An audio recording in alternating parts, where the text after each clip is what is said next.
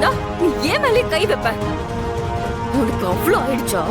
Madam, நாங்க உங்க வீட்ல தான் இருக்கோம். உங்க ஆபீஸ்ல தான் நான் வேலை பாக்குறேன். என்ன வேணாலும் சொல்றதுக்கு உங்களுக்கு உரிமை இருக்கு.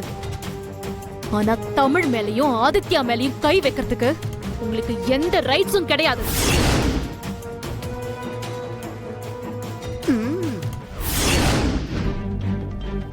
அத பார்த்துட்டு நான் சும்மா இருக்க மாட்டேன்.